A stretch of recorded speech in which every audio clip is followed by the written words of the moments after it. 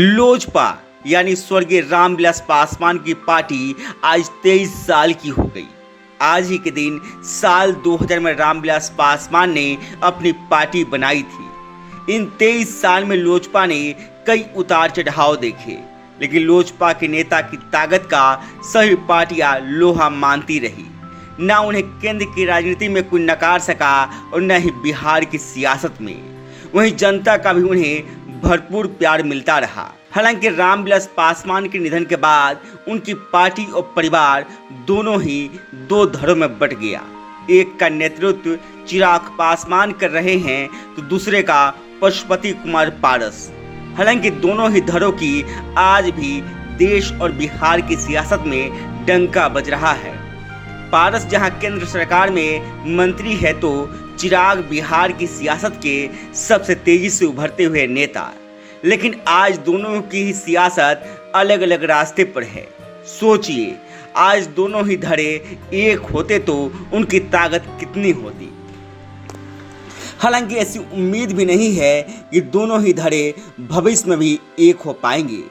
रामविलास पासवान ने कभी ऐसा सपने भी नहीं सोचा होगा कि उनके निधन के बाद उनकी पार्टी की ऐसी हालत हो जाएगी।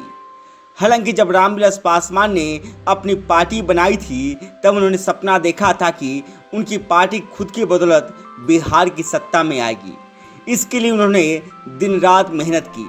जनता ने भी उन्हें सर माथे पर बिठाया। उम्र के अंतिम पड़ाव पर उन्होंने पार्टी नेताओं से राय लेकर चिराग पासवान को सपने को साकार करने के लिए पार्टी की कमान दे दी। पशुपति कुमार पारस ने भी फैसले का समर्थन किया, लेकिन रामविलास के निधन के बाद उनके ही भाई पशुपति कुमार पारस का मन बदल गया। रामविलास की बनाई हुई पार्टी में उन्होंने बगावत कर दी। रामविलास पासवान ने अपने जिंदा रहते जिस चिराग को पार्टी की कमान दी थी उसे ही पारस तानाशाह बताने लगे। यानी कहीं न कहीं रामविलास के फैसले पर ही उंगली उठा दी। सांसदों के समर्थन की वजह से पारस केंद्र की सरकार में मंत्री भी बन गए।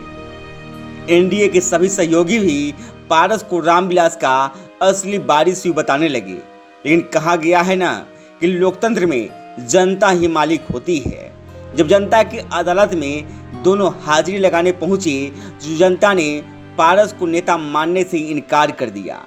वहीं चिराग को जनता का भरपूर प्यार और समर्थन मिला।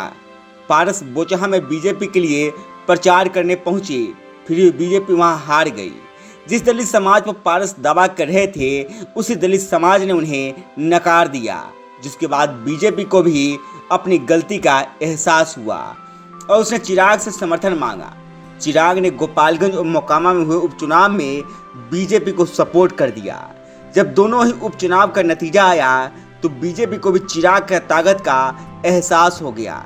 चिराग की लोकप्रियता को देखते हुए 2025 के विधानसभा चुनाव के लिए एनडीए की ओर से वो सीएम फेस के प्रबल दावेदार बन गए।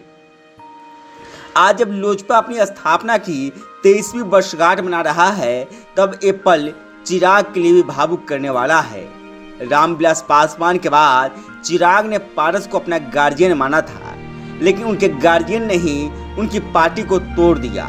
जिस बंगला निशान पर रामविलास पासवान वोट मांगते थे, पारस के कारण वो बंगला निशान चुनाव आयोग ने फ्रीज कर दिया।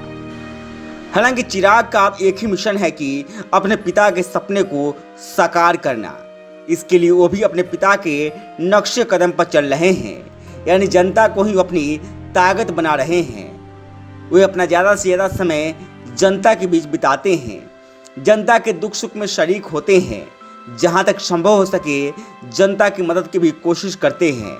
बिहार में चिराग संभवतः एकमात्र ऐसे नेता हैं जो जनता से सवाल जवाब करते हैं। जनता उनसे कटु सवाल भी करती है जिस पर बड़ी शालीनता के साथ जवाब देते हैं, और यही शालीनता आज उन्हें बिहार के सबसे स्वच्छ और तेजी से उभरता हुआ नेता बनने में मदद कर रहा है। आज जब वो अपनी पार्टी का स्थापना दिवस मना रहे हैं तब उनके दिल में एक बात जरूर होगी कि अपने पिता स्वर्गीय रामविलास के उस सपने को जरूर साकार करे जिसे उन्होंने पार्टी बनाने के वक्त सोचा था, यानी कि अपने दम पर बिहार की सत्ता में आने का और उसके बाद अपने सपनों का बिहार बनाने का। गांव तक बिहार की रिपोर्ट। अब ऑर्गेनिक तरीके से रखें खुद के साथ किचन के बर्तनों और बाथरूम के टॉयलेट का ख्याल। अकासा लेकर आया है organic hand wash, shampoo, toilet cleaner के साथ ढेर सारे प्रोडक्ट जो करे आपका और आपके घर का कंप्लीट केयर।